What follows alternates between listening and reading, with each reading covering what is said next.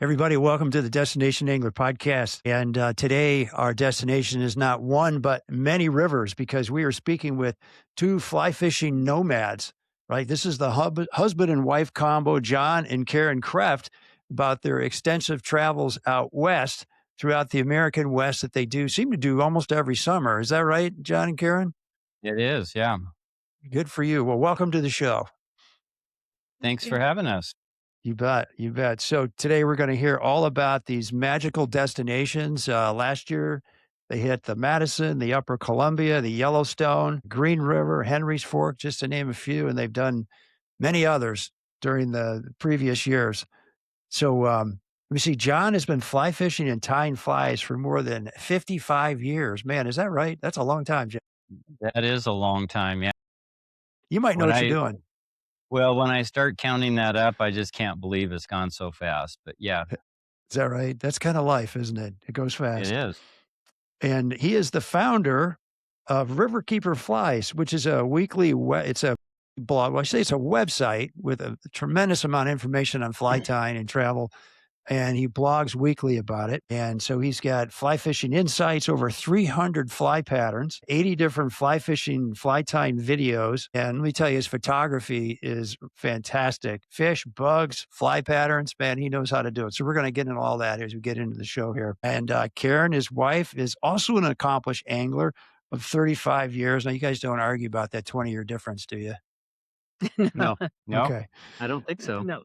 I think 35 years is plenty to learn how to fly fish pretty darn well. And so Well, each, Steve, go our ahead. age is not 20 Yeah. years difference. Oh, it's not. Oh, No, okay. no. Yeah. Yeah. That would be a tough marriage, like all of a sudden Yeah. I'm 80 and you're 60. How does that work? No. But we won't ask your ages, but you have been fly fishing for a while. So, but each summer, these guys, they pack up their camper for about a month-long tour of the Western trout streams. And every year it's a little different. And then they kind of blog about it along the way. I don't know how you have time to do all that fishing and blog and tie flies where you're in that camper. How does that work? Well, sometimes the blogging takes a second. I may miss one or two. And Yeah. actually, that's one of the stories about our camper van is that we've added Starlink to the mix so that we can get connectivity wherever we are. Nice. We used to go to, we'll get into where we fish, but we fished the Madison quite a bit. Yeah. So trying to complete a weekly blog on the Madison River is impossible.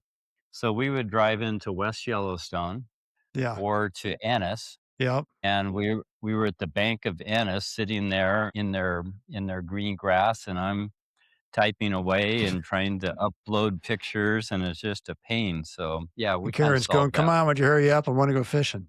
Yeah, exactly. No, we're pretty efficient when we're out there. Like I said, we'll get into that. But we need to do Yeah. laundry and groceries and all those things, so I can leave them Okay. somewhere Well, typing away in a lawn chair, and I take care of other stuff. could you just pull in the Kelly Gallup slide in and borrow his Wi-Fi? We could. But so that could be a potential Actually, stop. actually, we have stayed there over the years Huh. prior to our camper van. Yeah, You recommend it? Oh, we yeah. do. Good spot. We Huh? do. There you go. These guys, John is a commercial fly tyer as well. And I say commercial, you're a custom fly tyer. There's a difference, isn't there? I am a custom fly tyer. I tied last week. I finished two different orders. One was a size 24 midge pattern, and the other was We're switching to a different video. yeah, You we're folks are watching switching. on YouTube. I had my camera off. But Wow. the other was a beast fly. This is a small iteration. This is one I tied for bull trout on our river, the Metolius. That And this big is for bull trout? Seriously. yeah, yeah. And this is probably a 1/0 or maybe a 1/0 hook or something like that. But I tied them on a size dot hook for a customer, and he caught marlin in it I with was it. going to say, it looks like a marlin fly. Something that Yeah. you put in the ocean. And I know we're recording this, but if you go back and look into the December post, you'll see a picture of the marlin that my customer caught with one of my flies. Yeah, I saw that. It's a really nice marlin. How about that? That must feel kind of good. So I tie a variety of flies. I've tied, as I said, over 55 years, and we can only lose so many flies, but it's something that I enjoy to do. And so Yeah. about 2016, somewhere in there, I think I started a commercial custom fly. I say custom.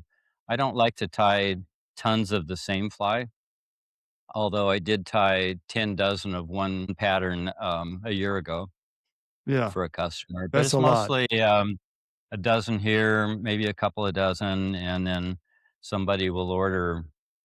They might order many different patterns, but a lot of my customers are really followers of my Riverkeeper Fly website, and they Yeah. see that I post what we fish and what we're successful with, and they go, "Oh, I want some of those." But if you Google custom fly tying, my name comes up pretty frequently towards the top of the There list, you and that's go. how I get a lot of people contact me. And I want to talk about how a little later in the show how you tie a couple dozen flies at a sitting. I can tie like Yeah, three of the okay. same, you know. Yeah, yeah, yeah. But all right, so these But John and but Karen live in Steve, no, sister. Hmm? Steve, I got to interrupt you.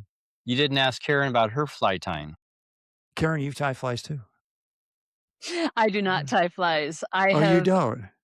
I have taught fly tying before because I ran a kids program, and I can instruct an entire woolly bugger and I can get it all together, but I unwind it and put it away. I have never completed a fly. I've Seriously? never touched the thread on a fly and said I've tied Really? one. So Okay. John's my fly tyer. There you go. Well, it's nice to have a custom fly tire in the house, I would It's say. very nice. So I'll Yeah. tell you a quick story. I was tying flies and I needed to go somewhere, and I was almost finished with a fly, and I left and I said, "You better finish it." And so when I come back, I look and there's a bow that she put around my fly. A That was bow. her way of finishing Finished the work. fly. She finished the fly. Oh, I thought it was a She bow just so put you a wouldn't bow miss on it. it. Like, finish Yeah. this thing. Little yellow ribbon, as a reminder. Right. So they live in Sisters, Oregon, just down the road from their home water, the Metolius River. We did a show back in the spring of 2022 with John on the Metolius. That went really well. People seem to like that show. And what I love about these two guys, a lot of things I love about these two folks is, but one is that they love to give back to the fly fishing community. So John leads a weekly fly tying instruction for his local fly tying club or fly fishing club and serves as a director for Oregon Council of Fly Fishers International and the Northwest Fly Tying Expo, among other things. Karen's involved in, she mentioned, kids fly fishing programs, Next Cast Fly Fishers with Central Oregon Fly Fishing Club, and she leads the Women's University for Fly Fishers International annual rendezvous. So I don't suppose you're bringing muzzleloaders and shooting targets and apples off of Not people's that heads good. at that. Well, not that kind of, okay. Buckskin Uh, different no, kind of rendezvous. no. Okay. And Karen, you're a breast cancer survivor. Is that right? Yes. Yes. And so now you're big into the Oregon Casting for Recovery program, I hear. Correct. Yep. Good for I was you. fortunate to attend one of their retreats back in 2010, and I knew already that I was a fly fisher and liked their program. So I inserted myself into their Good for volunteer you. structure, and I've been the leader since 2012 is when I got involved with it, and I've been leading a retreat here in Oregon since then. Good for you. Volunteers make the world go around. I'll tell you what. They do. So whose idea was this camper van idea, or just to pile into a car, or whatever you did, and drive for months or a month out west and fly fish? It sounds wonderful, but whose idea was that? Actually, and we've talked a lot about it these last few weeks, talking after we spoke with you, and we've always done a summer road trip fishing, but we were trying to figure out what changed for us. And when the first Sprinter vans came out, I decided we needed one. And I'm going, no, we don't need that. I wanted one really bad. So ultimately we did not get a Sprinter, but we got a ProMaster van. I said, we need one, we need one, we need one. And so as we started, and I'll let John talk more about that, how he planned our original trips. But with work and schedules and getting reservations, we were only gone for a week or so. And so Yeah. then as things changed and we were able to get our van, it's like, we don't need to be anywhere. We can leave. So it actually allowed us to be gone for the month with no plans, with no schedules. We might reserve a campsite here or there. We do that in Huh. Yellowstone Park. We'll reserve a campsite for a couple nights, But we've Yeah. been known to cancel them. We've been known to be no-shows in them if something else comes up and we don't need to be there. So Huh. originally we tent camped, and a lot of the places we go have no soft side or tent allowance because of the big bears. And that's one of my Ah. rules, that we don't camp amongst She bears. she has Well, a few allergies. Grizzly bears is one. okay. Yeah, me too. Rattlesnakes is another. Yeah. Poison Poison oak, oak. Poison and we're oak. not really fond of biting Yeah. insects. The What about you mosquitoes. forgot mountain lions? Oh, I haven't run into one of those Yeah, yet. yeah, we So haven't seen those, Okay, so you don't know if you're but we would allergic to add them. those to the list. Yeah. Yeah. But You know, Steve, yours. let me set up the story. Sometimes that's how we roll. So we didn't have a camper van yet. And in the last several years, I would make presentations to fly clubs about various topics. And I was making one to our local fly club, Central Oregon Fly Fishers. Actually, we're not members there anymore. We stopped at COVID and we just haven't gone back yet. So, but we used to do that.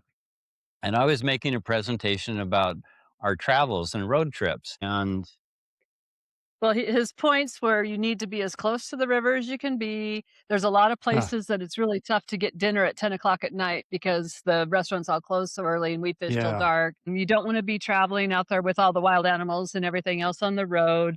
You want to be able to make choices and not be stuck with a reservation. And so I was sitting next to a friend of ours who also lives here in Sisters, and he walks up to John afterwards. He says, "Man, you just hurt yourself. You just gave all the reasons why you need a camper van." Yeah. And they had already had one. Our friends had one already. But he said, "You just blew it because you just told her every reason why you need a camper van." And Some he's kind of shrugging, saying, "There's nothing else I can say. You just need to short get one." you need after to. that, guess what? We ended up with a camper van. You ended up with a camper van. Well, it sounds like a good decision. Well, and it is. If you look at some of the images I sent to you, you'll see Mhm. the back end of our Tahoe, and it's just packed full. And we would do what is, I think the technical word is churn. So you would just pull something out, throw it on top when you were done. Everything you needed was in the bottom. You'd pull it out. And now, if you look at the back of our camper van, everything's in its place. We have our waders hanging on the back door. Perfectly. We Yeah. have rod cases inside. We have our boots right there. We've got a bin that has our packs in it Packs, nets, and water. perhaps a few extra flies. And then we have a Dometic cooler there that we pull out and it's got ice cream bars. A So what? A what else? Dometa. A what? A Dometic freezer, cooler, What is? What freezer, is? fridge. It's just like an ice chest that is electric. Okay. So you can set it, and we actually make ice cubes for a Moscow Mule occasionally, That would be a and drink, then I'm guessing. yeah, it is. We Mos- might tell the story about a Moscow Mule in a little while, All right. but yeah, it works really well for us.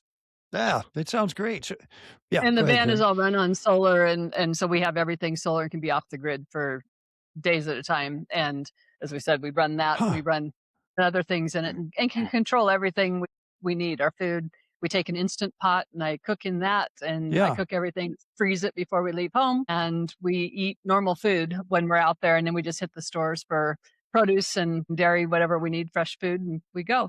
So it sounds like you're fishing a lot in the evenings if you said the restaurants aren't open at 10 o'clock. That's my problem too. I'm like, I'm not ready to get off the river at dinner time. That's the best time to be out there a lot of times. Yeah.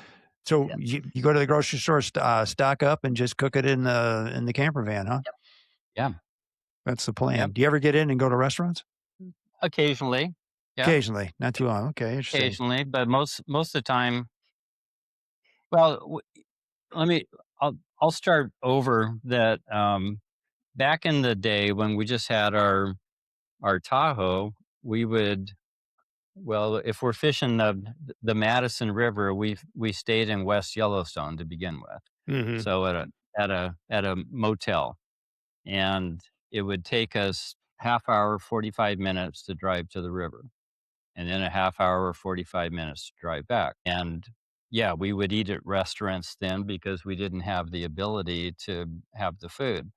And then as we progressed, we found that we needed a kitchen, and also we'll probably weave our lessons learned on a fly fishing road trip, and this is one of them. You need to stay closer to the river so that you can fish more.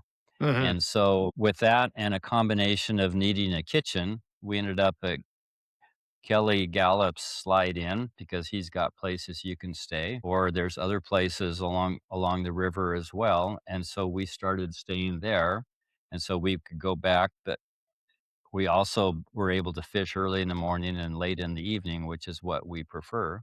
Yeah. And then we eventually ended up with our camper van. So that's kind of the progression of motel to either Yeah. Airbnb or a cabin and then to camper van. And the first thing you got to have is a spouse that likes to fish. That helps. I'll That tell you, helps. I am so grateful that my wife loves to fish as much as I do. That's great. Sometimes she's the last one on the river. Nice. I've been known to call her last cast, but Really? yeah. No kidding. All Oh, right. yeah. There you go. Well, how do you pick your locations? Early on, this is back in the day before much of the internet, but we had guidebooks, and I don't think people use those these days. So there was one that was um, fishing guide to Montana, fishing guide to Yeah. Wyoming, fishing guide to Idaho, and so I Hmm. would go through those. I used to subscribe to Northwest Fly Fishing, and I would see different places that intrigued me, and so I started making a list, and then we ended up getting this book. It It's says Montana's best Montana's fishing Best waters. Fishing Waters, Okay. and it's got maps of all the access points on Blue Ribbon rivers in Montana. And so we use this as kind of our guide. And we hadn't fished Montana years and years ago when we first started fishing. Say that we have some beautiful fishing here. Our Metolius River, the Hmm. Deschutes River, people come over and fish the Crooked River.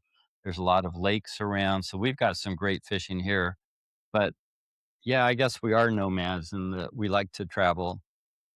And this was a way for us to try to figure out and experience the big country of, or big sky country of Montana. What do you do today, And though? Because those guidebooks are kind of a thing of the past, aren't they?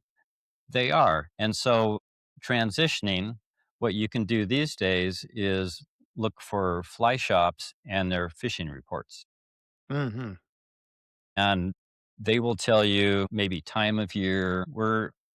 We're pretty much hatch driven. We haven't worked for a long time now. And so we have a lot of flexibility as opposed to somebody who might only have a week's vacation and they would go to a river and just are all in for that period of time and they have to Yeah. fish, fish, fish, fish. For us, it's totally different in that if it's not someplace that's working for us, we'll come up with a plan B and go somewhere else and fish. But Huh. back to the point, I know you go into fly shops and try to get info, but Yep. prior to going and actually being there, you can go onto their websites and see if there's a fishing report. Some of them do a terrific job of doing a weekly fishing report. I know I look at Blue Ribbon Flies for West Yeah, Yellowstone. they're great. Been in there a There's lot. Henry's Fork Angler. They talk about the Henry's Fork, and so you can, if you've got some ideas of where you want to fish, then just it's easy these days to do a Google search, find out what the fly shop is, Yeah. and see if they have a page. And so that's what I think things have changed with the internet. Not nearly as many people read, and so Yeah. um, being able to find the information through a search, I think helps a lot. Do you like these apps? Like I've got Trout Routes as a sponsor. I mean, do you use those kinds of apps for access points and whatnot? I think that's the upgrade to this, Steve. Yeah. To the guide. Right. Yeah, because and this is a map book, so being our age, we didn't use apps as much to begin with, and so this Hmm. was much easier for us. And this just goes down in our in fact I had to go out to the van and pick this out because we carry it with us. but we don't use it as much anymore because we've been fortunate enough to go to different rivers and we know what we like now, and so we kind of go back to them. But when Okay. we first started, Yeah. it was really helpful, and it was, as you said, access. So I think your trout routes is the 2025 version of what this is, Yeah. and I would Huh. I would highly recommend that. Yeah. And So I'll where add to that too. please. Another thing that we really like is when we know somebody that we know how they fish, we've seen how they fish. We'll watch their YouTube videos or something, and Yeah. we really like Ah, the appearance of areas, appearance of rivers, and kind of the style of fishing. And we won't go to a place that's a great big, huge that you have to wade and throw yeah. nymphs all day. That's just not some place we would choose to go. And so Interesting. we originally watched Seasons on the Fly with Hillary Hutchinson, and we saw like the Methow River up in northern Washington and said, "Oh my gosh, that's gorgeous. We could do that." And so Huh. we found places that were of interest to us. And then John would do a ton of research. He's always been a great researcher with that, and would research and find out, again, what the access is. Is it going to be available to us? And then we did the same with the Jensens and some of Yeah. theirs, Jensen's fly Sure. fishing. Yeah. Yeah. and Yeah. we just watch where they are, and every time we watch one we say, "Oh, we need to go back to BC and we need to go to Alberta, we need to Yeah. go do some of this stuff," just because Right. it's beautiful, it's intriguing, and it looks doable for us, and it's not a huge entrance for us to try it and see if we can Yeah. find Great fish. tips. Now, Jensens don't really talk about their locations, do they? Right. But you can figure out where some of them are. Can you? Just by looking, huh? Yeah, Oh, I think I've been yeah. there. Well That looks like well, I think yeah, and, which is fine, and I get comments from people occasionally like, "I'm giving too much info."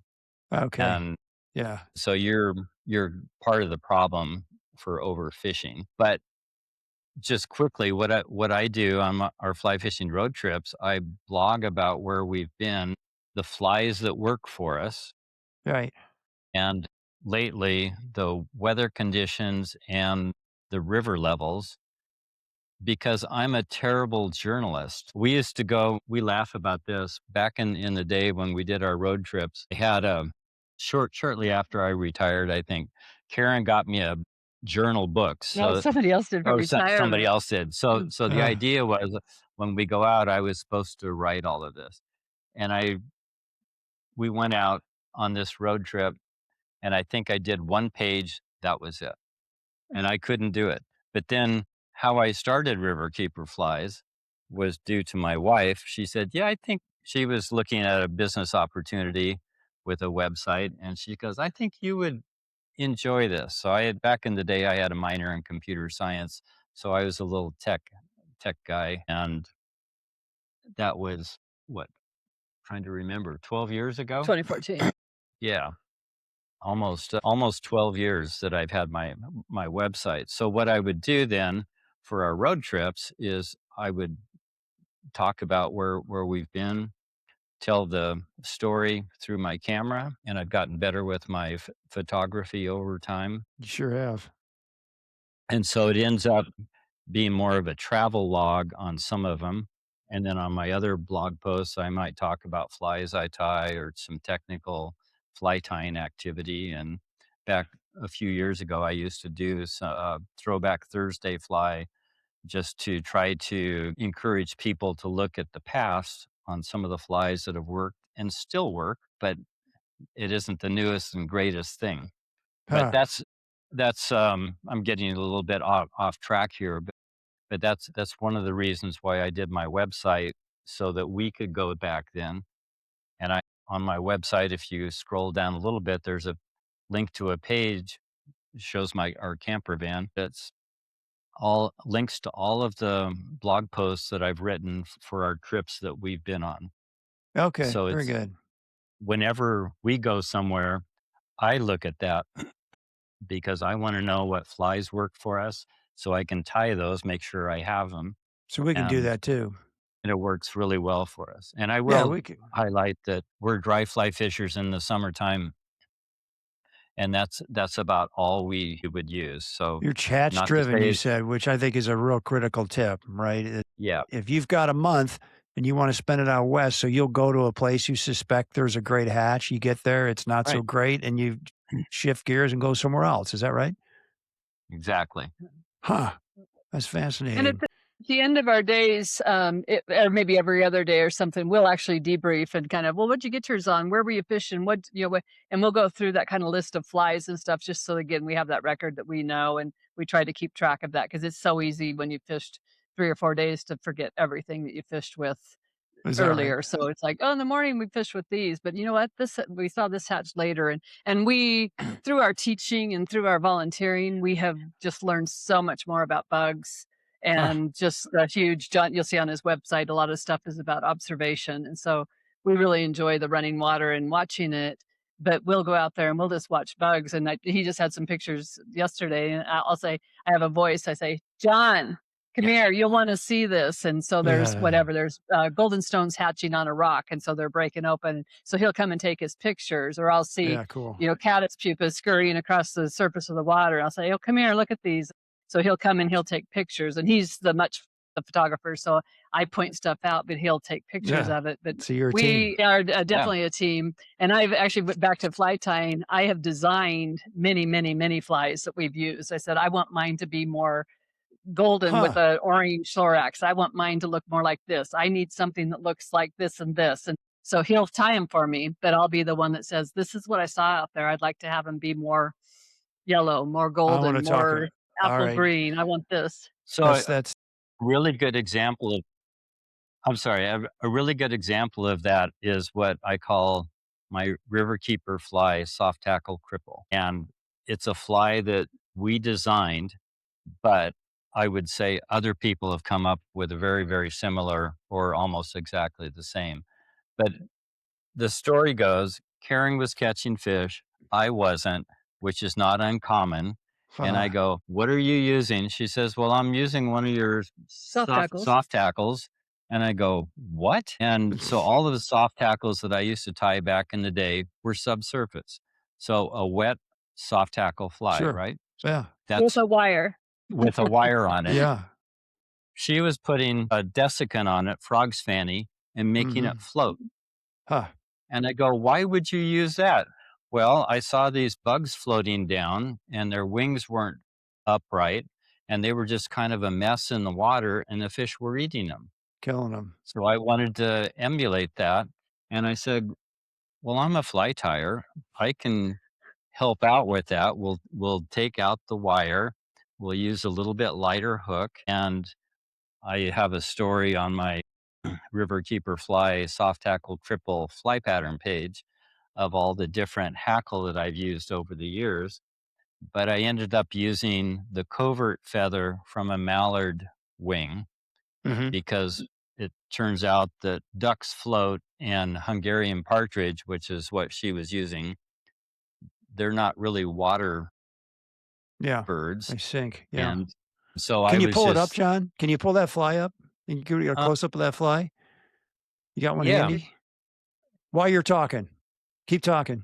Keep talking. I just ended up coming up with different iterations of it so that it would float. And it's just a really effective fly for us. So I'm pulling out my, what are these called? Karen? Provider boxes. Provider box. I Man, just look go at to that, and it's like going to a fly shop, and I just select all the flies I need to fill my box in It's the like day. a grocery store of flies. It is a grocery store of flies. That's And actually, really we have cool. some friends that he's just handed that box to and says, help yourself. And they're really shy about it. They'll take 1 or 2 flies and we'll say, you can have a dozen. You could have, What? wow. They can't believe it that we'll give them I to read them. that you guys We'll actually give- leave flies behind. Like when you go to Argentina, you left a We lot of your do. flies behind. I bet We they do. appreciate that. That's They're wonderful. another one. They don't believe you. We did it at the dinner table last year. We said, here, we're ready to leave. You guys can have the rest of these. And they took 1 or 2. And he said, John said, that's fine if you're not going to use them. And he said, no, we'll use them. And we said, then take them. And so, a couple dozen flies get left with them, and they're just. Yeah, this is the box that Let's I'm see. preparing for Argentina. That's looks like some cicadas, some hoppers, maybe. What else you got in there? Fat Alberts. Fat Alberts. Fat And Alberts, okay. So that's a fly box. And then this is the provider box that I'm using. So Hard to see I'll that, just yeah. kind of dump this out on the table for our guides to Huh. sort through. Now, do you guys ever get guides when you are doing your Western trip? We have. Yep. We actually, Okay. back when we started fishing the Montana rivers, I'll say we always had a guide the first time we were on the water.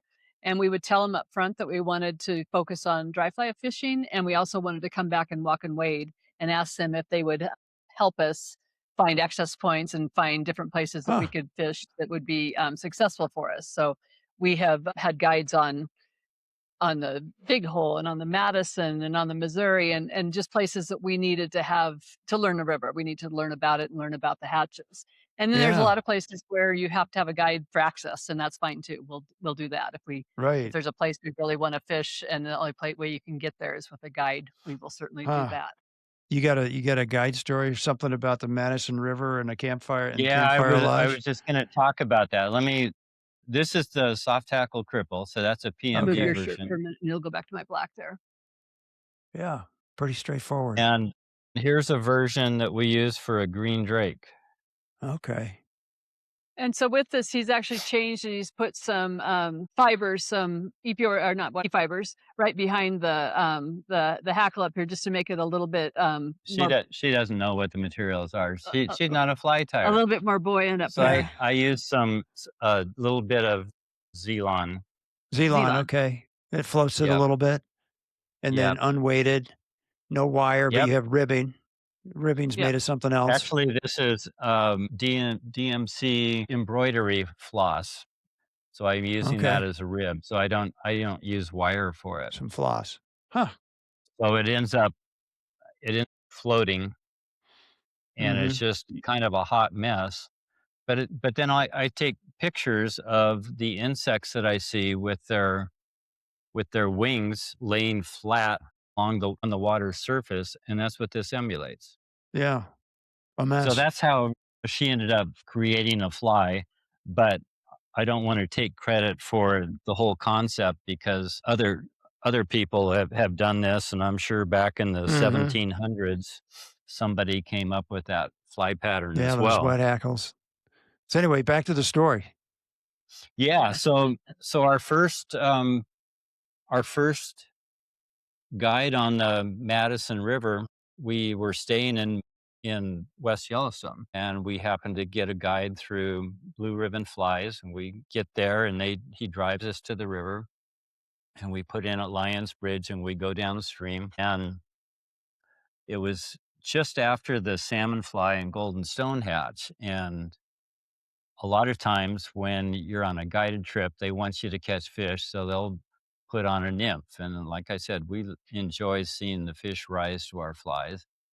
And so Karen said, I want to put on one of John's Clark's stones. So it was a golden stone imitation. And he goes, well, that probably isn't going to work.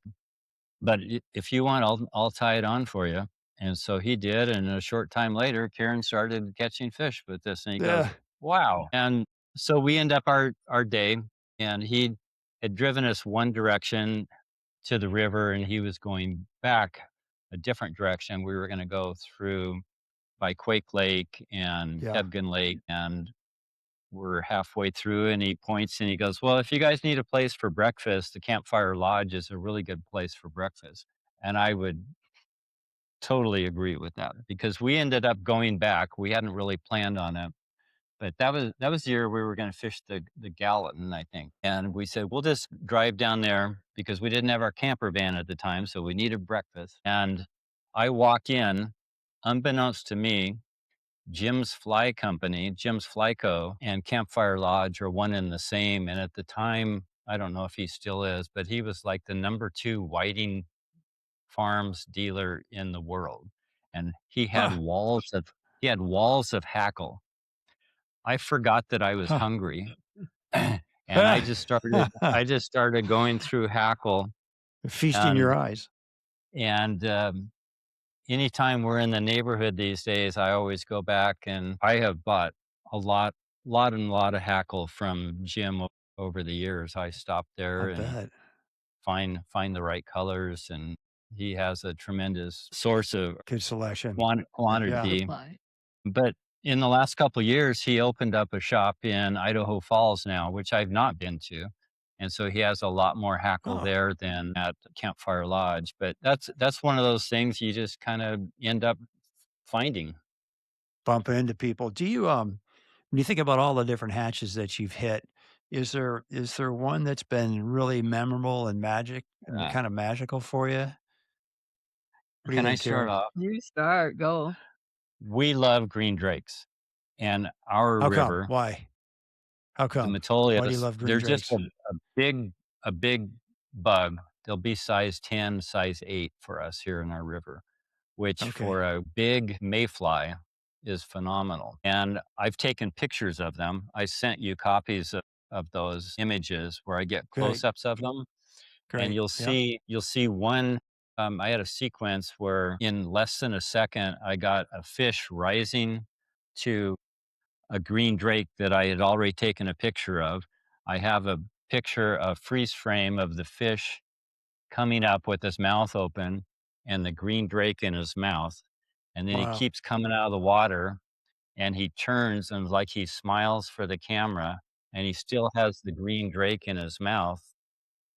And then a different day, I've taken pictures of dippers as well. And so the dippers fly out and grab these green drakes out of the air Oh, and come back and eat them. And I captured one where a dipper is sitting on a rock and he's turned towards me, showing me he's got a green drake in his mouth. So we love green drakes. And then we found out a different place, different river that we like Yeah. fishing. Actually, we've seen drakes on many rivers where people are fishing. They often overlap with golden stones and salmon hmm fly type hatches. A yeah, lot of them are in that right. early summer hot days, and so people are out fishing, and I will look and we'll say, oh, "There's a green drake right there." And it's like, okay, and Ooh, the fish love them. I believe the fish love them more than they love some of the other big huh. bugs. But it is a big bug, and on the Metolius River, they go crazy. So way back when we were watching one of I think it was on Seasons on the Fly, we were watching one of those shows, and they said, there are green drakes in the Columbia River. And we both kind of looked at each other. And I grew up on the Columbia River in Northeast Oregon. Oh, And like, there's green drakes in the Columbia, and just knowing where How big is it? the Columbia River runs anywhere from 120 to 210 CFS, thousand Thousands, yeah. CFS. So 150,000 210,000. CFS. Yeah, it's Big a river. big river, and it's Yeah. dammed, as you know, and it's got its reservoirs behind, but it's a big river. And we both looked at each other and said, how do they hatch? How did they get to the surface? Where are they? Because we know the structure that they like to lay Right. their eggs in.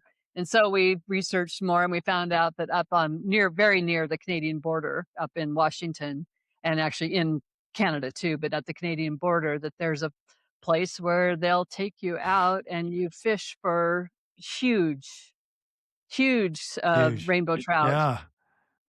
with green drakes. And the green drakes we thought were coming up 50 feet from the 50. river bottom up to the surface, and those fish would just come unglued when that happened.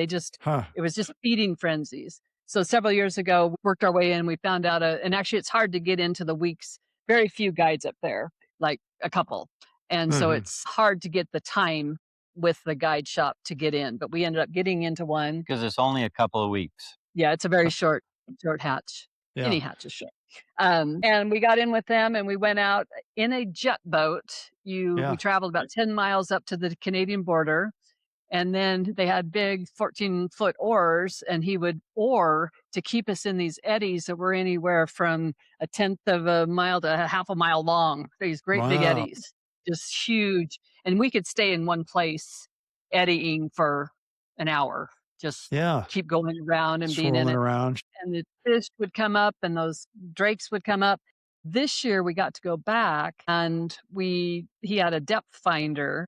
And so I watched the depths, and that river went everywhere from 120 feet down to about 2 feet. And there were Huh. some shelves out in the middle Sure. and we fished them all. We fished the shelves kind of like you do brown trout fishing, just where it's a homogenized depth the whole way over, hmm and just kind of no structure, nothing. And those fish would just sit out there and eat those drakes coming by, and you go, unbelievable. And then we went back into an eddy, and one of my biggest fish there I caught was 92 feet of water. Really? And so the drakes were coming up from 90 feet of water, and those fish were just, and they hammer them. They absolutely hammer 'em. We Do fish they? all the way to dark and literally travel back to the lodge between 9:30 and 10 and have dinner at 11, and so it's kind of like a South American kind of Sure. a schedule, but we didn't even go out. At that point, it was hot. We didn't even go out till 6 o'clock at night. We have a lunch, we Yeah. fish, we don't go back until 10 o'clock at night and have dinner, and And how big was your big oh, it fish? was so I big. sent I sent It a was so copy big. of it. Yeah, Oh, we got a actually, all the picture. fish yeah, all the fish are chunky, are big, heavy, healthy, no marks on their mouth, haven't been caught very many times, and then I ended up landing the one is it was we 25 plus, so it was 25 and a half inches long. 25. Good. And I didn't Congratulations. I didn't even hold him. I had my guide hold him for me because I was just like, "You I want a picture really bad, so you can hold him for me." So the image I sent is Justin holding the big trout, and Karen's got a Okay. big grin Oh, on it her face. I was bet she But does. but the other green drake story is Well, let me interject something here real quick, John, because I did a show with Kelly Latch up there, and the name of the oh, summer yeah, on the Upper yeah, Columbia, and the name of the show was Land of Big River, Big it is. Fish. So yeah, so check that out, folks. You want to learn more about how those really deep areas of the river, how they churn food up from the bottom. There's some hydraulics going on in those rivers. It there's some sounds like. hydro Exactly. exactly, and the water changed at 20,000 CFS overnight. I mean, it would go up Really? or go down, and it was just amazing, Huh. absolutely amazing. And we would sit on the at the lodge, and in the morning it was we didn't go out fishing then, and you would see sturgeon jumping out of the Wow. water. And Really? rolling. Okay, that's a Yeah. neat thing. I'd like to shift gears because we got a couple other rivers I want to touch on just in the amount of time we have here. You go to the Madison a lot, and I get that's one that surprised. I mean, I know it's a revered river, but you hear about the crowds. Yet you guys keep going back. How does that work? We've been fortunate enough to fish a lot of areas in Montana, and the quality of the fish of the Madison. We go to the walk and wade. We don't float. We like the types of water we fish. We like moving water. We like structure, and so being able to find fish around those really works well. And Hmm. so we'll fish from Lyons Bridge up to Reynolds Pass Bridge. And we just learned over the years that if we get there early in the morning, which is Like why we how have a early? camper van now, Like how early are we talking? we'll get there at 6:30. sunrise. So s- Okay, good for as you. as the sun's coming up over the mountains, so it isn't Yeah. quite sunrise for the flat people, but uh, we'll be there at 6:30 or 7 a.m. And I say we fished for 2 or 3 hours, and Karen laughs at me because at noon she says we need to leave. Yeah. I'm hungry. So we just there's times where we'll fish at $3 Bridge, for example, and we'll be the first vehicle in the parking lot, or there might be three other vehicles in the parking lot.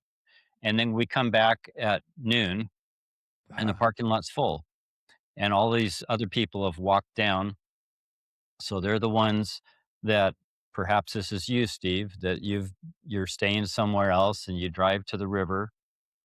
You have breakfast first, You then have you drive. breakfast first, then you mhm. drive to the river, and you're arriving when everybody else is there and trying to find a spot to fish. And it's a you can have a lot of people there. Mhm. Um, but we just keep going back, and then the other part is we'll stop during midday because it gets hot and the fishing for us isn't quite as good, and then Mhm. we'll get back to the river at more than likely around 5 o'clock and fish till dark. And all the guides are heading back to the barn by then, aren't they? And some of the family, for the fly fishers who brought their family with them, they have to go meet their family again and have Sure. dinner and go to bed. And so it isn't that the river is empty by any means. I wouldn't suggest that. Yeah. And there are times when we go back. We were talking about this yesterday, that we might arrive at 5 o'clock and it's absolutely full, and so we'll just sit there and watch the river go by. But that's normally not the case. We can usually find a spot to fish, and we just target early in the morning. Some In of the those evening. big browns are Yeah. really close to shore. They're within a foot of shore, and you'll Huh. see them rising, and they'll eat a fly that you present to them, and it works really well. The Do you other find that example, yeah, I was gonna say, John, do you find the fish when you go in the evening and they've been pounded all day long, do you find the fishing's a lot different? Like you have to adjust your style and your techniques in the evening? the later you wait, those fish will come back to those same spots. Huh. So there's a couple of fish that I sent pictures of to you, and Karen's holding a fish that was within a foot of shore, a rainbow, just picking Sipping. up, just sipping. And the longer you wait, the more opportunity you have. Interesting. And are you head hunting? You're fishing to rise? Is that your goal? I'm looking for rising fish. That's our preference, but we'll do blind casting as well if Okay. something isn't happening. During the I'll just go back to the evening, for example. Sure. We are looking for rising fish. So at some point we know that they're going to be there, which is back to the when do we arrive at the river, the month. We're going to the Madison now. We used to fish it in August and there weren't any hatches in, so that was Mm. a Mhm. terrestrial hatch. Mhm. But now we found out it's over the years, it's not a surprise by any means or a secret. It's Mhm. the Madison has a tremendous caddis hatch. And so we arrive now when the caddis are hatching. A size 16 sparkle done. I'll pull one out here. Yeah, while we're talking. We also fish where we think fish should be, and we fish where fish have been. So we will blind Huh. cast where those places. And a lot of times, just depending on the type of water, we'll fish a lot of the seams along a riffle because Yeah. we know there should be fish there. And a lot of times there are. But if we fished some new water for us last year and we tried the runs going into rocks. And then when we've learned on that river that a lot of the fish sit on what we call the shoulders of the rocks. And so Sure. you literally let your fly go around. And as Yeah. it starts around, a lot of them are sitting in front of the rock, but In front of they're it. not Yeah. eating until it goes around the side. And so we fished and actually last year, the water on the Madison was extremely low, like record low, down to like Yeah. Mm. 650 CFS, which is normally 1200 CFS. Huh. And people were fishing little bathtub pockets. And when we got there, the water had come up around 900 CFS, 850 to 900. And so there's water in the channels, but it was definitely different. I waited places I'd never been on that river because I wouldn't Really? go out across waist deep Huh. water to get to these islands. But so we fished amongst these rock gardens and the fish were sitting in front of every one of those rocks In and we front. blind casted all the way through there and the fish were on those shoulders again. So every time your fly would Sure. go around and start around the corner, they would turn and come back and just eat that fly as Huh. it was going around. So Yeah. combination. We love to see the rising fish. We love to see a fish take something. If a fish takes something, we're up and ready to go because we know that they're looking Yeah. up, they're ready to eat. But we both, again, we're very, very grateful that we get to fish so much and we don't blind cast just to cast. Yeah. We cast a You few have times some in water we purpose. think should hold fish. Sure. And then if it isn't there, we either move or we sit down and wait and watch. And we do a lot of sitting on the river and Yeah. watching. John does a ton of photography. There's times when we're fishing in the evening and there's been a huge thunderstorm and I have to drag him up to the top to look at the sunset. I said, "You have to come and see this. The sagebrush is glowing and the valley is just this bright orange." And I said, "You got to come up here and look at this." So we'll get out to go do things and do photography for a little bit and then go back down and fish. But What kind of weather patterns do you like and not like out west? I mean, obviously, no one likes a big thunderstorm, but in terms of the no, fishing, we First, love it. first of all, before she answers that question, how many wives do you know that talk about the CFS level of? I love it. Keep it coming. We need more Karens in this world. Yeah. You And know, if and you are last year one of on the those listening, please contact me. I want to interview you. I no want to put you on doubt. my podcast. And last year on the river, I noted that there were very, very few women. And I'm really for the 50% of women on the river. And there's so many women's groups going out and fishing. I Yeah. absolutely love it. But we looked, and I think we were there for 2 weeks probably. And out of that time, I think I probably could have counted on at least both my hands, but maybe on one hand, how many women I saw fishing. And some of them come with their husband. And I remember those Mhm. days, their husband gears up their rod. They get them set. They tell them it's going to be a good time. They hand it to them and they walk downstream. I don't know if they ever see a fish. And so they just haven't had enough experience on the water. And Mhm. I bet the husband, and actually our guides have told us that most people that they guide only fish 3 times a year. And I say, "Oh, well, we Mhm. fish, 120 days a year." So we're we're different. We're way different than that You are normal are fishing group. different.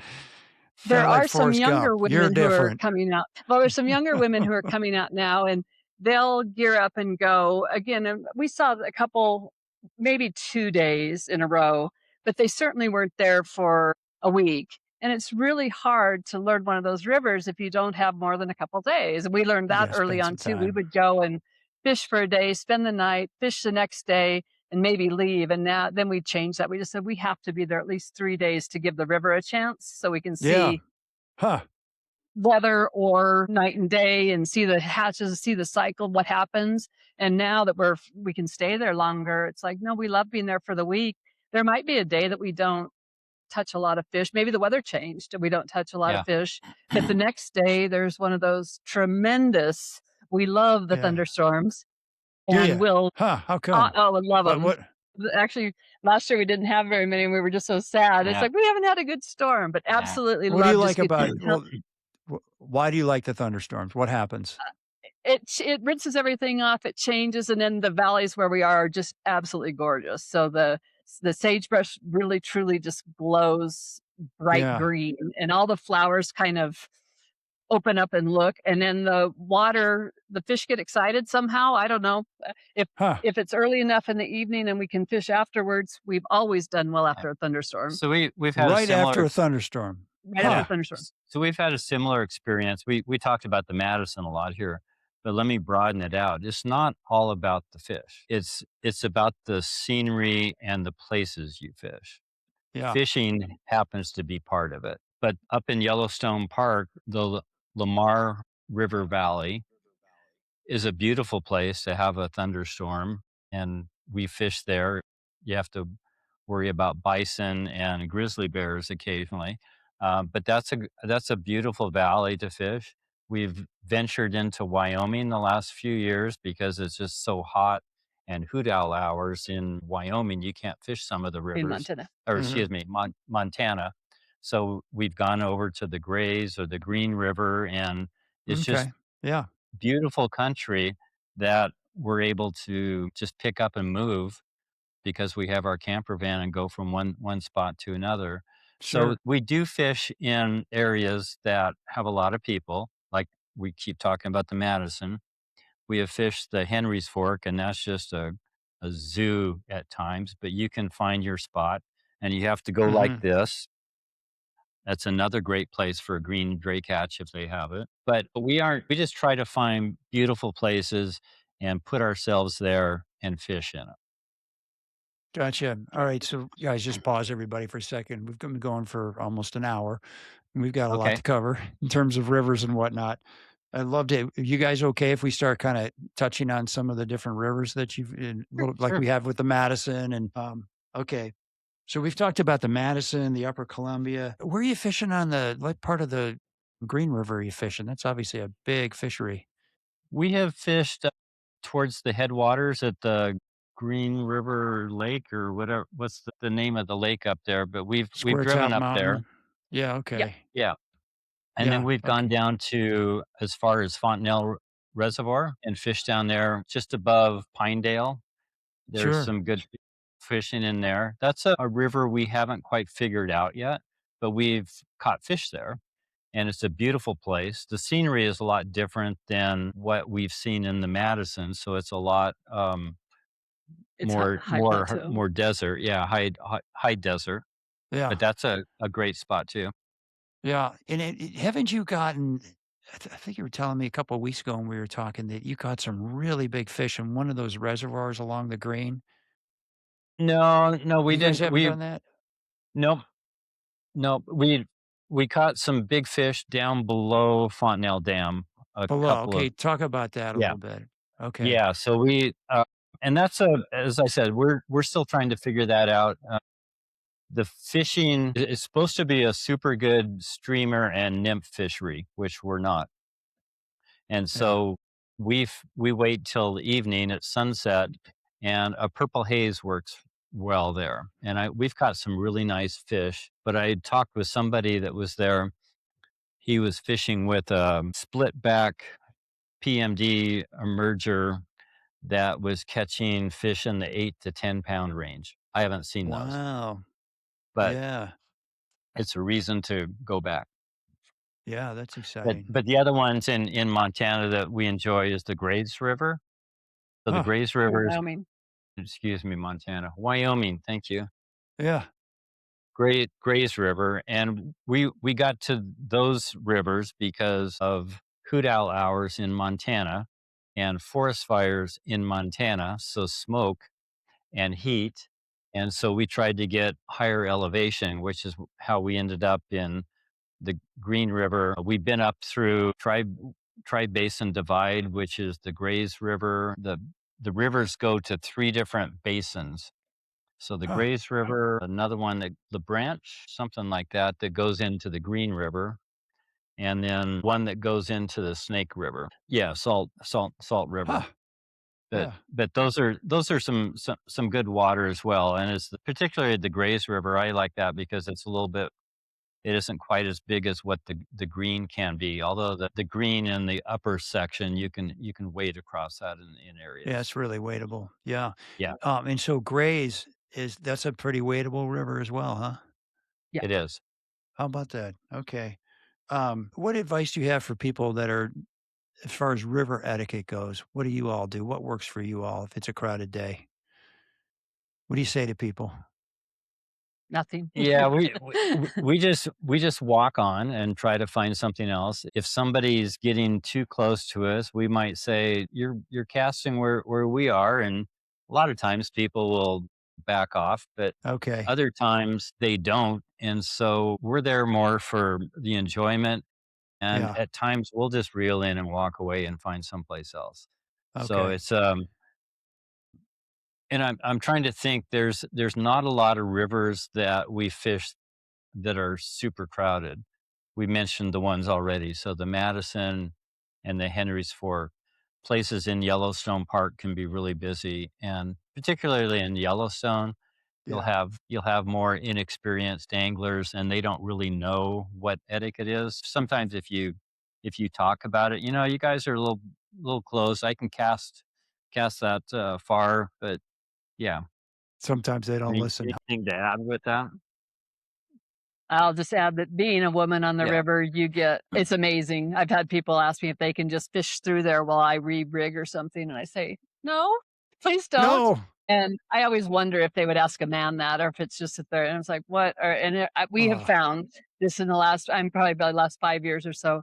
I'm much better if I just reel in and walk away. I don't want my day ruined from somebody yeah. else. It's like, obviously. And then we was on the Madison again, and I was fishing, and truly 6 feet away, I had a brown on. He jumps, and the guy below me says, "Oh my gosh, did you see that fish jump? Let's go up there and fish." And I'm like, "Dude, it's on my line." And he didn't understand that Didn't even No. until, understand. yeah, he walked Yeah, up and he that's too saw it, and he wanted to fish right there because and I just said, and so, and again, we're very, very fortunate that we can come back tomorrow. you can come back tomorrow. You can find it, and we do know where there's a different place to try, and we'll go walk somewhere where, and most people don't walk more than half a mile away from their car. Right. So if you go Yeah. the mile away or something, then you have a lot better chance of fewer people. But Sure. yeah, But I'm curious, what do you all do? Like if you're fishing mornings and evenings on the Madison, what do you do all day long during the middle of the day? Write you're a just, write a blog. yeah. Write a blog? Um, Sleep, tie a few flies. So yeah, Yeah. And it depends on the day. yeah, We need to shower, we need to do laundry, we need to find food, we need to go to so yeah. sometimes it's a road trip into town, Yeah. other times, and if you've been on the Madison, there's no shade. So finding shade somewhere is tough. We have an awning, and we'll put the awning out, that, like John said, now with our Starlink, we'll hook that up and we'll do work, we'll catch up, we'll Just do what we need to relax. do and Huh. relax. Yeah. Time goes Okay. pretty fast. It's pretty amazing. Yeah. Yeah. Well, that's a nice kind of cadence to the day where if you're fishing for 12 hours straight, We it's, don't, I don't yeah. know. No, I get Yeah. lazy then. I stop, I don't wanna replace a fly or change up a rig or something, but if you take a couple-hour break, don't you find you have a fresh Yep. mind and you're a better Yeah. angler, I think. Yep. Yeah. Yep. Well, okay, so John, fly tying. The average tyer, like, I don't know if I'm average or not, but, I'll tie 3, 4, 5, flies at a time, then I'll go do something else. And I struggle, and maybe other people do too, with consistency of what those flies look like. What would you tell people? Like, how do your flies look like carbon copy, one after another. What advice would you give us out there who are struggling with that? John's got a fly up on his vise here if for you folks on It's YouTube. an X caddis, a size 16 X caddis. Yeah. That's my number one go-to fly for a caddis hatch. Um, I would say just working on your proportions. I've got a YouTube channel that I really teach. I don't have a ton of videos. I might have 70, Mhm. 80 different flies, and this one's on it. But I talk about the proportions and pulling out 6 hooks and tying 6 flies. So don't just tie 1 fly or 2 flies. You need to Yeah. tie several at a time and try to be consistent with where you start your thread, where you put your materials, how you measure different things. The other fly that is my favorite is a sparkle dun. Okay, we're getting one pulled up in the vise here. Yeah, those are wonderful. So that's a PMD improved sparkle dun. Yeah. But it's what I call a simple but effective fly, and that's really my mantra for fly tying. You don't need to Huh. have all the new materials. I like the older materials. This is just Oh, deer interesting. hair Huh. thread, some Zelon, and a little bit of dubbing, and I catch more fish with this fly than anything else. And the reason Zelon is tail. Yeah. Yep, and the reason is because that's what I fish. So you might I know people who like parachute flies, if that's what works for you, work on your parachutes. I've got a YouTube video about tying consistent parachute hackle and just yeah, it you have to practice, but also a lot of times fewer materials is better than more. The Yeah. amount of deer hair you It's use, pretty sparse. Yeah.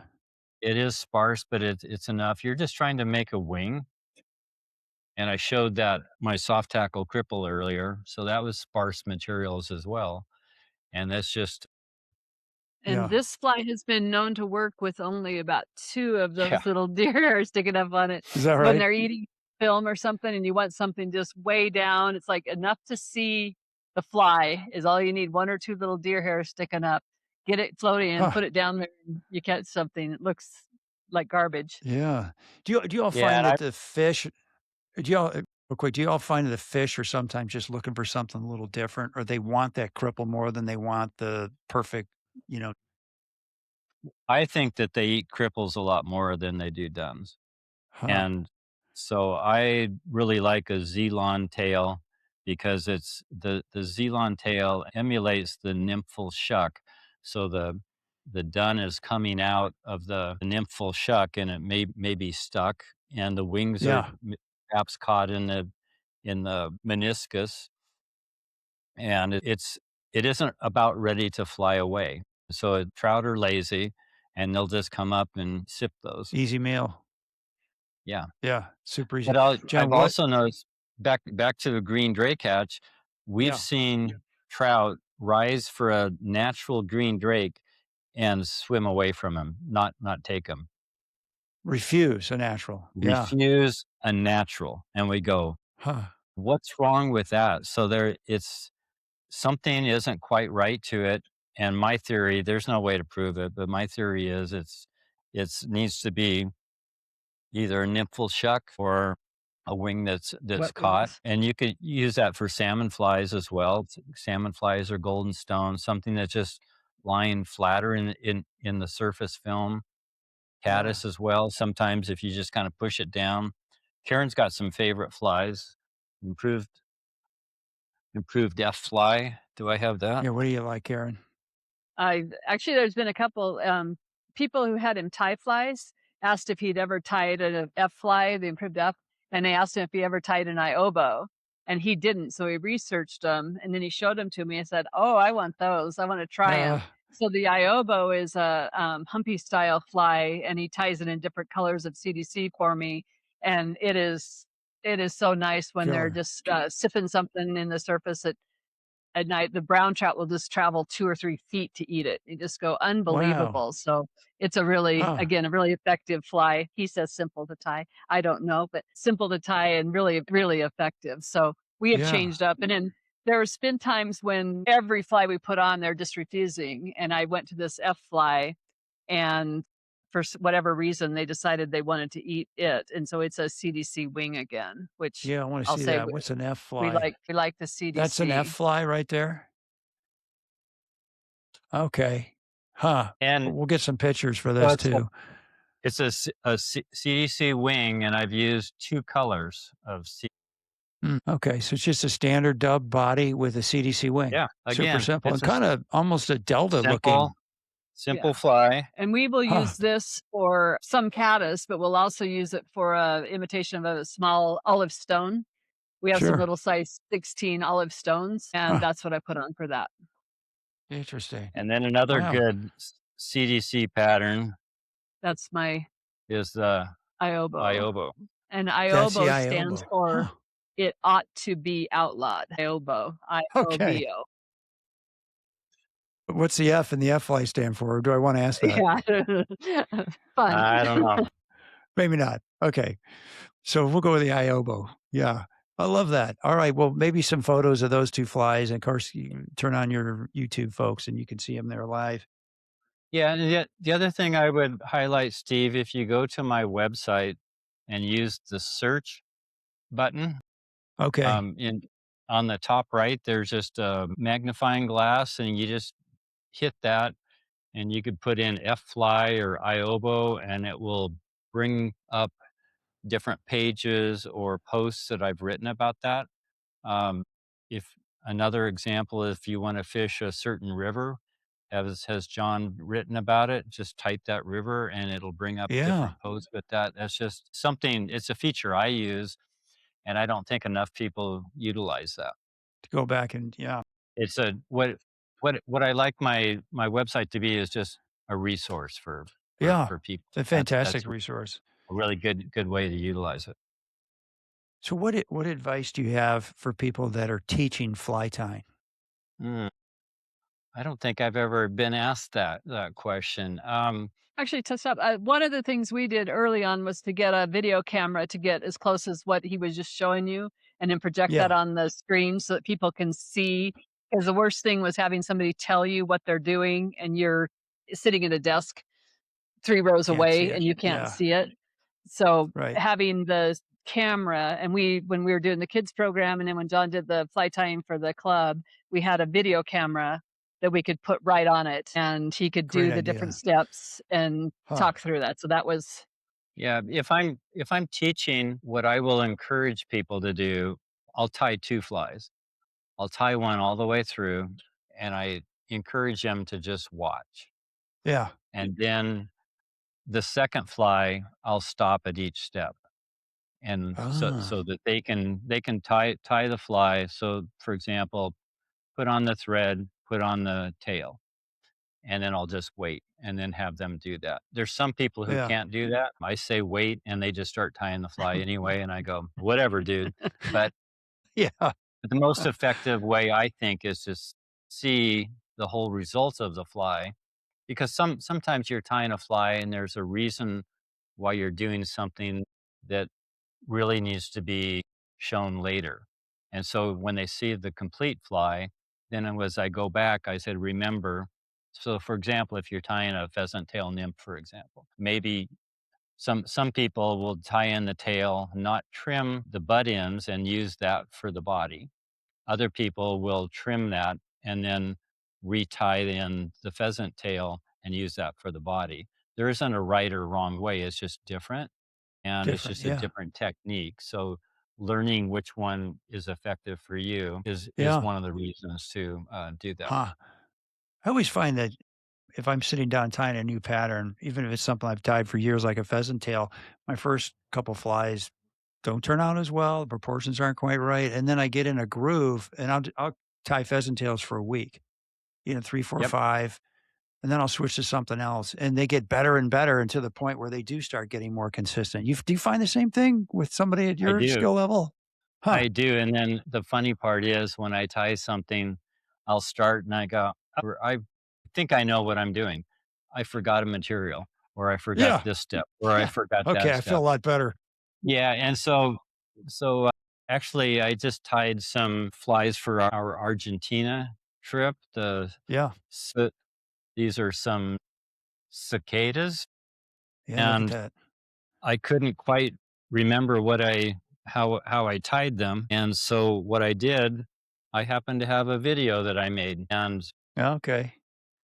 and I went back to my video, and I looked at it really quick, and I kept my eye out for the proportions because it makes a difference of where you start tying in the body.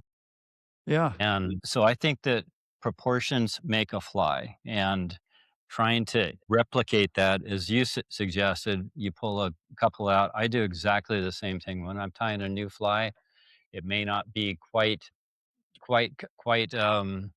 Yeah. up to my standards, but then on my 3rd or 4th fly, which is why I Boom. suggest pulling out 6 hooks at a time, tying those. You may Hmm. not maybe you only tie 3, but you know you've got 3 other hooks there that you need to complete prior to going to the next fly you Yeah. wanna tie. So Like last if you year were when to he was tie, tying these, I heard him. I was in the kitchen doing something. I heard him and he says, "Oh, God." I said, "What?" And he said, "I forgot to put legs on it." And I said, "Okay." So he takes it okay, apart and puts the leg. So then a little bit, 10 minutes later, I hear, "God, I pulled the legs too hard and broke them off." And I said, it's "Okay." so So then a little bit frustrating. later, it's like, "Oh man, this one only has 2 legs." So Really? it went through a whole series of Yeah. and he said this year, he Huh. goes, "I'm ready to tie that fly again," and he studied it John, first, but how he is known to do the research on his own website to yeah. remember Yeah, all the yeah. So materials. John, how long does it take you to tie like one of those, I don't know, those little Zelon fly with the Zelon tails, like Yeah, sparkle done? a sparkle done, I can probably tie in 3 minutes. Okay, 3 minutes. Okay. All right, that doesn't sound unreasonable. I've heard some people, "Oh, 1 minute, No. I can knock one of those off." No, no, Well, I no. can't. No, I'm not. Yeah, I'm not into tie the fastest. I want to tie a quality fly, and you need to have your materials out. But after you start going, then you You can can start crank. tying them pretty well. And the other tip I would give you is if you're trying to tie a variety of sizes, start with the large sizes first, and then Yeah. progressively go down Yeah. because then you know that the the number of let's use the sparkle den. So I've pulled out a certain amount of deer hair for the wing, tying a size 14. But if I'm going to tie a 16, I need a little bit fewer. A little bit less, yeah. I tied some size 22 sparkle dens the other day, which are not the easiest in the world to tie, but it's still exactly the same technique. And it just takes practice with that. And if you have a whole Mhm. list of flies that you want to tie, um, what works well for me is to tie the similar ones and then change as you go to a different pattern. So Oh, it interesting. just Yeah. makes it easier, I think. So do you think it's cheaper just to buy flies in the long run? Yes. Yeah. You do? But Really? they aren't as I back in the day, I think I said, "If you wanna fish a size 18 fly or smaller, go buy one from a fly shop." But Yeah, I'm with you. I can tie them much nicer these days, Yeah. although there's some quality flies you can buy at fly shops too. Yeah, I they're will my and say I probably half of his orders come from people saying, "I can't find these in a fly shop," or yeah. somebody used to have them. Somebody Or tied them you in such and such flies and they don't have them anymore. Can you tie them for me? or you want that nuance, like, I find there's, like, a local flavor of a lot of Yeah. Yeah. flies. Like, if Yep. you go to Yep. like, I used to fish the Osable in Michigan all the time, and, Yeah. people up there are gonna say disagree with me, but I found that drabber flies caught more fish, like, you didn't want a lot of sparkle on them, like Yep. and so I would tie, like, my woolly buggers with a stinger hook on them. You can't buy a woolly bugger with a stinger hook. you Mhm. know. So that's, to me, that's worth it, you know. Mhm. But And plus it's a great way to, spend your winters tying some flies. I don't yeah, know. and But we do buy a lot of flies. we buy some We flies. but we Yeah, in different fly shop. We'll yeah, we'll go in and ask what's working, and yep. we'll buy a half dozen flies and talk to them, Yeah, and give them then some John will money. often duplicate them. But we buy stuff in the local shops to Huh. see what they have or their version of something to see why, and we'll do what you did. We'll compare it and lose it. Yeah. I've had people mail me flies and say, "Can you tie this?" And yeah, if I Yeah. have it Right. in front of me, more than Do you likely ever I you ever can. deconstruct a fly? Like literally razor blade, cut the thread and start unwinding it and see how they did it? Yes. Oh, you do? Okay. Yeah. Uh, What's this? He showed, this is that's why razor God made blade. razor blades. This is Okay. razor blade. There you go. Exactly. All right, as we're I winding things down. Go I ahead, used to Karen. ask him if he wanted me to cut when I had flies I wanted to recycle. I said, "Do you want me to cut these and you can start over?" And he just looks at me and goes, "No." And he has such a supply of hooks and stuff. I'll just Okay. start all anew. So I'm I too used cheap. to. Yeah, yeah, I we used to. Yeah, I'm too cheap. All right, so as we're winding down, I want to ask you guys a couple questions. So, what have you learned about each other with all this traveling and fly fishing you're doing together? I'm the luckiest man in the world. and I'll add I'm the luckiest woman in the world. No, we've Okay. gotten You guys got a kiss now. people always ask us if we can survive our van, and we absolutely do. We have different responsibilities in it, and we're always Huh. getting Yeah, water and filling water and doing the thing, and that's just how we roll, and we get along quite well. The only times we question each other is when we're headed to a place and we're not sure if we should go there, and somebody will say we can make it up this road, and I'm going, I don't think we should go up that road. So Yeah. we've backed out of a few roads and stuff Oh, that have you? yeah. John has tons Huh. of patience and has taught me Oh, and he taught me how to fish. That's why I've only fished for 35 years. We've been married about 36 and a half-ish. So he taught me how to fly fish, what and took you so She long? fished. She fished prior to that. yeah, my family fished. We Yeah, were all bait fishers and gear fishers Yeah. and bait casters and stuff. We did that, but he taught me to fly fish. And I just said even last year, he puts me in places or lets me have water that he knows there's likely to be a fish, or he knows I'm not going to wade to the middle of the river. So he'll let me have that water that's more accessible for me. Yeah. And there's a lot of guys I Good watch that will pair. not do that. They're going to Yeah, go get the fish. And it's a good pair. the way it's worked out, I have caught the Yeah. biggest fish, and he's told me actually my handle is dancing trout, and that was a joke way back when because I couldn't hold a fish, and I have so many pictures of me with fish explosions and fish slime all over Yeah. my shirt. We went to fish some big triploid fish, and I couldn't even hold them, and I had fish slime all over me, so I was dancing Yeah. trout.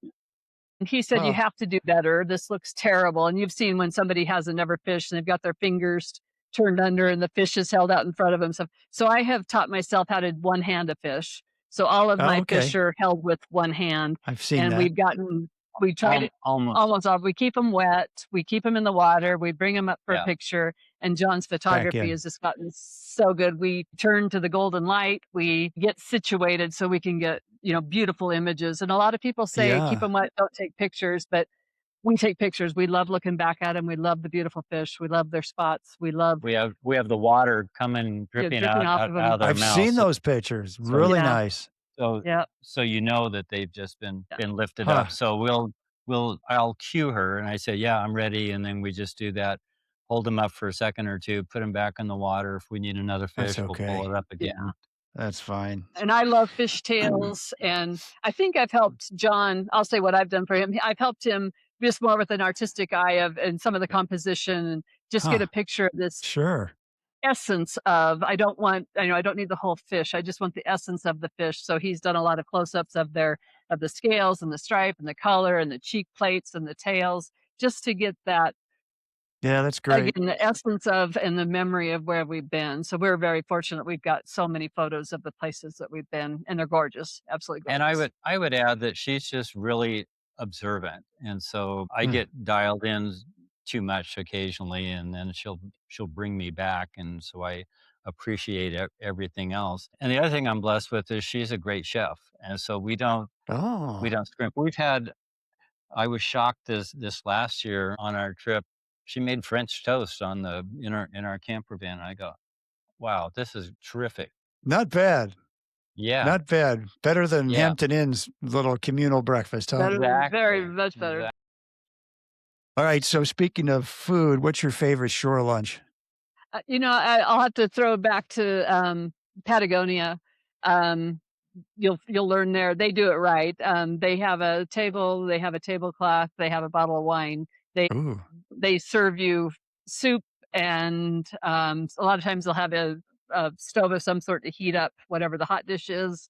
yeah. Empanada, all Yeah. the foods of their local area, and we don't we don't usually drink during the day.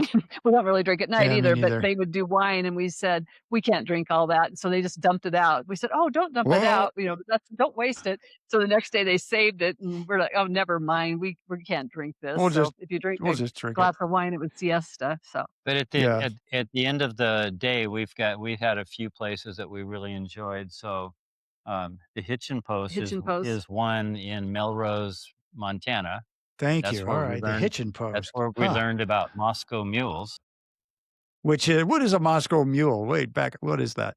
It's actually their famous. It's a copper cup, and it's got ginger brew in it, like ginger ale, but a ginger brew and vodka and lime, and that's all it is. But icy cold, and it's the copper cup that is the Yeah, treat. And that's then the with Butte, key. Montana being the copper mine, then all of the copper cups Ah, came from Butte, and so if you see somebody with a copper cup, you 95% chance they're drinking a Moscow all Mule. right. So we might have a couple of copper cups in our van. So Sunrise Okay. Fly Shop had one of on their website, they had, "Be sure and join us after fishing at the Hitchin Post. Come in and make sure you have your seatbelt on and strap up. We'll serve some Moscow mules." And so it was kind of a I love that. advertisement to come in and join them. So Moscow mule.